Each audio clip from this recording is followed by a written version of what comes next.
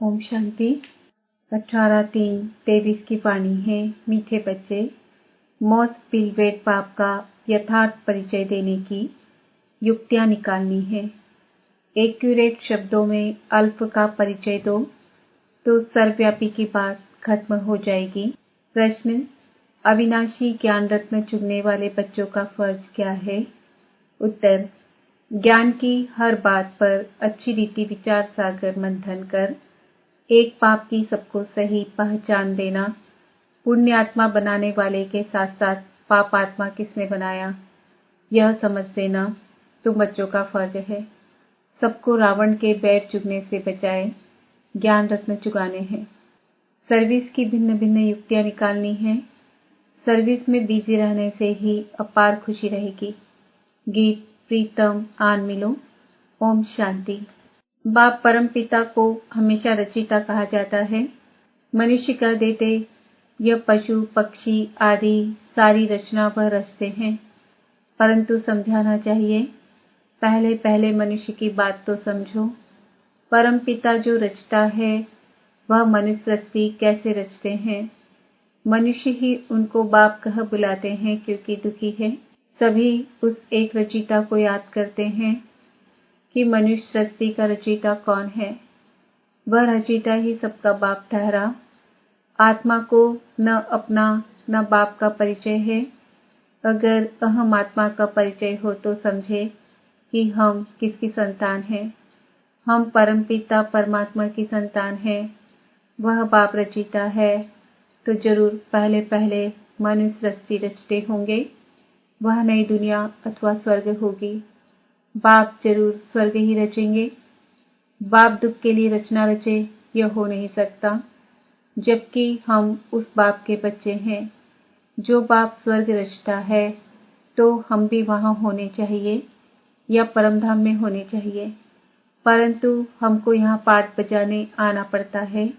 साधु संत आदि कोई भी यथार्थ रीति बाप को जानते नहीं हैं। रचयिता जरूर स्वर्ग ही रचेंगे तो फिर सब आत्माएं निर्वाण धाम में होनी चाहिए। वह निर्वाण धाम है हम सब आत्माओं का घर, जहां बाप भी रहते हैं। तुम बच्चों को बेहद के बाप से बुद्धि योग जोड़ने के लिए मेहनत करनी पड़ती है। योग न होने के कारण ही फिर मनुष्य से पाप होते हैं। यह धारणा नहीं हो सकती है। बाप को याद नहीं करते। भगवान तो एक ही है। वह है मोस्ट पिलवेट स्वर्ग का रचयिता। वहां बहुत सुख है। यहाँ दुख होने के कारण ही भगवान को याद करते हैं। बाप बच्चों को सुख के लिए ही जन्म देते हैं। सतयुग त्रेता को कहा ही जाता है सुखधाम। अभी है कलयुग। इनके बाद फिर सतयुग आना है तो जरूर बाप को भी आना चाहिए। यहाँ तुमको बाप का परिचय मिलता है पाप द्वारा। मनुष्य उस मोस्ट पिलवेट पाप को जानते नहीं।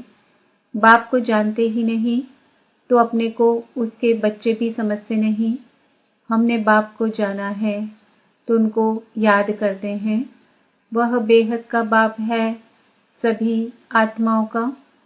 वह निराकार इस साकार प्रजापिता द्वारा रचना रचते हैं। प्रजापिता ब्रह्मा है, ब्राह्मण ब्राह्मणिया भी है।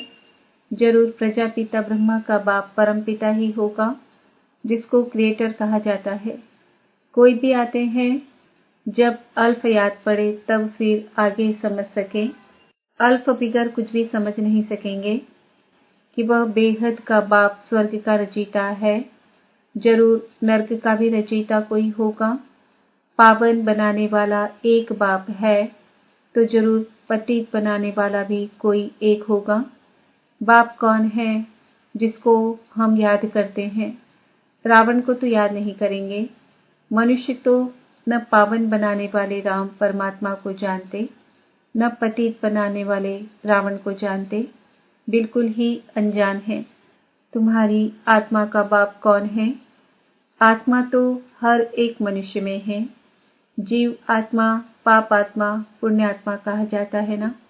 पुण्य आत्मा तो बाप ही बनाते हैं। फिर इनको पाप आत्मा कौन बनाते हैं? बाप जो स्वर्ग का रचयिता है, जिसके हम सभी बच्चे हैं, उनको तुम जानते हो। वह तो जरूर पावन दुनिया ही रचते होंगे।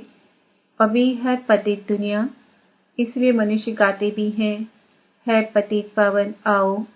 इतने सब पतित मनुष्यों को पावन कौन बनाए। सर्वव्यापी है, फिर तो यह बात नहीं उठती कि परमपिता परमात्मा आओ। सर्वव्यापी है, फिर तो उसको याद करने की भी दरकार नहीं। ब्रह्मा की राय तो मशहूर है ना, हम ब्रह्मा मुख वंशावली ब्राह्मण ब्राह्मणियां हैं। ब्रह्मा को भी राय देने वाला जरूर ऊंच होगा।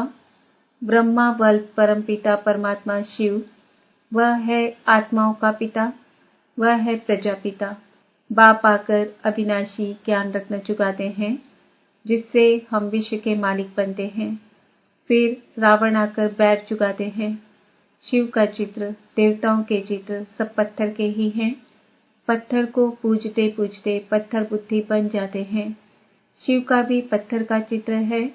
जरूर कोई समय शिव बाबा चैतन्य में आकर पढ़ाते होंगे। प्रजापिता ब्रह्मा भी होगा, ब्रह्मा कुमारी सरस्वती भी होगी।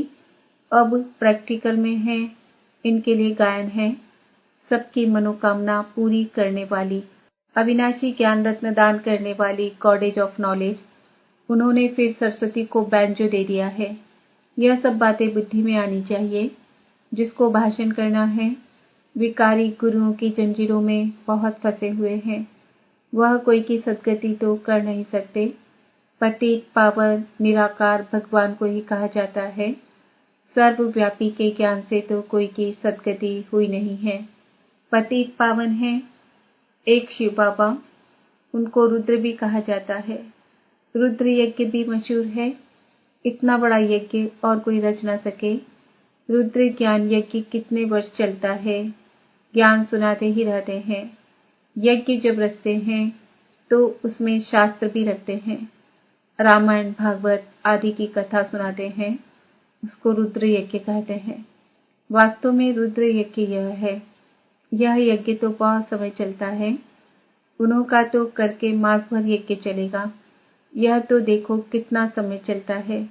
इसमें जो भी सब पुरानी चीजें हैं वह खत्म होनी है। यह सारी पुरानी दुनिया इसमें भस्म होनी है। कितना बड़ा यज्ञ है, ख्याल तो करो। जब सबके शरीर स्वाहा हो तब सभी आत्माएं वापस परम धाम जाए। जब तक बाप न आए तो पतित से पावन कैसे बने। माया की जंजीरों से लिबरेट कौन करे। कोई तो होना चाहिए ना, इसलिए खुद मालिक ही आते हैं। ऐसे नहीं सर्वव्यापी हो बैठकर ज्ञान देते हैं, वह तो आते हैं। हम उनकी संतान पोत्रे हैं। वास्तव में हो तुम भी। अब वह बाप आया हुआ है, अपना परिचय दे रहे हैं। स्वर्ग की स्थापना हो रही है। हम है राजयोग ऋषि, वह है हठ योग ऋषि। इस पर शायद एक कहानी भी सुनाते हैं कि फलाने ऋषि का वजन भारी है या राज ऋषि का वजन भारी है। वह है सब भक्ति मार्ग की बातें और यह है ज्ञान मार्ग। भक्ति और ज्ञान के तराजू की कुछ कथा है। एक तरफ है सब भक्ति के शास्त्र, दूसरे तरफ है एक ज्ञान की गीता, तो भारी एक गीता हो जाती है। गीता है राज ऋषियों की, हठ योगियों के तो बहुत शास्त्र हैं। एक तरफ वह सब डालो, दूसरी तरफ गीता डालो। वास्तव में वह भी कोई हमारी है नहीं, हमारी तो है ही ज्ञान की बात। गीता का भगवान आता ही है सद्गति करने के लिए। मौत के समय सभी की आंखें खुलेगी। इस ज्ञान यज्ञ से ही यह विनाश ज्वाला निकली है। अब तुम पांडवों का पति है परमपिता परमात्मा। पतितों को पावन बनाने वाला है ही एक परमात्मा, न कि श्री कृष्ण। वह तो प्रिंस है, उनको कोई गॉड फादर नहीं कहेंगे। फादर तब कहा जाता है जब बच्चे पैदा करते हैं। श्री कृष्ण तो खुद ही बच्चा है, तो उसको फादर कैसे कहा जाए, लॉ नहीं कहता। श्री कृष्ण के साथ फिर जोड़ी चाहिए, उनके बच्चे चाहिए, तब फादर कहा जाए। वह तो फिर गृहस्थी हो गया। यहाँ तो निराकार बाप बैठ ज्ञान देते हैं, वह कभी गृहस्थ में आते नहीं, सदा पवित्र हैं। श्री कृष्ण तो माता के गर्भ से जन्म लेते हैं, तो उनको पतित पावन कैसे कहेंगे। अभी तुम बच्चे जानते हो, परमपिता परमात्मा को प्रजापिता ब्रह्मा के तन में ही आना है। प्रजापिता तो जरूर यहाँ ही होना चाहिए ना, इसलिए उनका नाम ब्रह्मा कहते हैं। मैं इस साधारण तन में प्रवेश करता हूँ। यह 84 जन्म भोग अभी अंतिम जन्म में है और वानप्रस्थ अवस्था में पूरा अनुभवी रथ है। अर्जुन के लिए भी कहते हैं ना, बहुत गुरु किए थे, शास्त्र आदि पढ़े थे, तो समझाना भी ऐसे चाहिए। प्रजापिता ब्रह्मा का नाम कभी सुना है? ब्रह्मा है तो जरूर पहले ब्राह्मण चाहिए। वर्ण भी मुख्य है। चक्र में भी वर्ण दिखाते हैं। ब्राह्मण कुल है सबसे छोटा। उन्हों के ज्ञान लेने का समय भी थोड़ा है। कितने थोड़े ब्राह्मण हैं, फिर उनसे जास्ती देवताएं, उनसे जास्ती क्षत्रिय, उनसे जास्ती वैश्य शूद्र, तो तुम ब्राह्मण कितने थोड़े हो। इन थोड़ों में भी वह बहुत थोड़े हैं जिनको सदैव खुशी का पारा चढ़ा रहता है। बाप ने समझाया है, खुशी का पारा चढ़ेगा अमृत वेले। दिन को और रात को वायुमंडल बहुत गंदा रहता है, उस समय याद मुश्किल रहती है। अमृत वेले का समय गाया हुआ है। उसी समय सभी आत्माएं थक कर शरीर से डिटेच होकर सो जाती है। वह है शुभ मुहूर्त। यूं तो बाप की याद चलते फिरते दिल में रहनी चाहिए। बाकी हट से एक जगह बैठ याद करेंगे तो ठहरेगी नहीं। ऋषि मुनि भक्त लोग भी अमृत वेले उठ कीर्तन आदि करते हैं, क्योंकि उस समय शुद्ध वायुमंडल रहता है। तो कोई भी आए उनको समझाना है कि हम पढ़ रहे हैं। इसमें कोई अंधश्रद्धा की तो बात ही नहीं। निराकार बाप टीचर के रूप से हमको सहज राजयोग सिखा रहे हैं। तो मनुष्य आश्चर्य खाएंगे कि इन्हों को निराकार कैसे पढ़ाते हैं। भगवानुवाद भी बरोबर है, तो जरूर शरीर में आकर राजयोग सिखाया होगा। कोई शरीर का लोन लिया होगा। सर्वव्यापी कहने से वर्षा क्या मिलेगा? जब तक भगवान के महावाक्य कानों पर न पड़े तब तक कोई समझ न सके।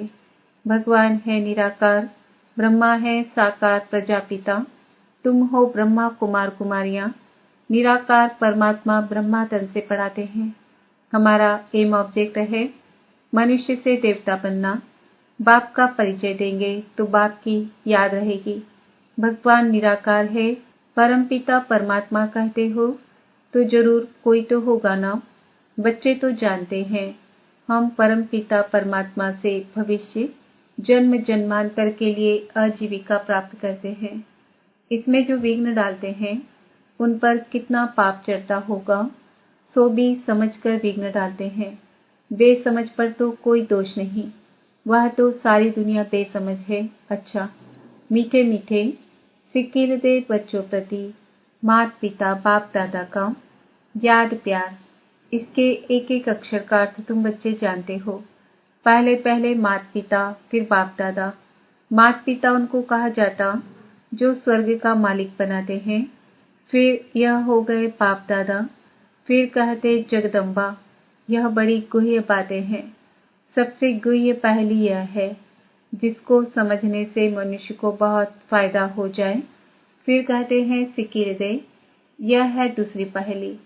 फिर कहते हैं ब्राह्मण कुलभूषण स्वदर्शन चक्रधारी, यह भी नई पहली है। एक एक बात में पहली है। अच्छा, स्वदर्शन चक्रधारी, नूरे रत्नों प्रति याद प्यार और गुड मॉर्निंग। रूहानी बाप की रूहानी बच्चों को नमस्ते। हम रूहानी बच्चों की रूहानी बाप दादा को याद प्यार गुड मॉर्निंग नमस्ते ओम शांति। धारणा के लिए मुख्य सार। अमृत वेले के शुभ मुहूर्त में बाप को बहुत प्यार से याद कर खुशी का पारा चढ़ाना है। चलते फिरते भी याद का अभ्यास करना है। पाप कर्मों से बचने व ज्ञान की अच्छी धारणा करने के लिए एक बाप से बुद्धि योग जोड़ने की मेहनत करनी है। वरदान, बिंदु रूप में स्थित रह सार युक्त योग युक्त युक्ति युक्त स्वरूप का अनुभव करने वाले सदा समर्थ भव। क्वेश्चन मार्क के टेढ़े रास्ते पर जाने के बजाय हर बात में बिंदी लगाओ। बिंदु रूप में स्थित हो जाओ तो सार युक्त योग युक्त युक्ति युक्त स्वरूप का अनुभव करेंगे। स्मृति बोल और कर्म सब समर्थ हो जाएंगे। बिना बिंदु बने विस्तार में गए तो क्यों क्या के व्यर्थ बोल और कर्म में समय और शक्तियां व्यर्थ गंवा देंगे, क्योंकि जंगल से निकलना पड़ेगा। इसलिए बिंदु रूप में स्थित रह। सर्व कर्मेंद्रियों को ऑर्डर प्रमाण चलाओ। स्लोगन: बाबा शब्द की डायमंड चाबी साथ रहे तो सर्व खजानों की अनुभूति होती रहेगी। आज का स्वमान है,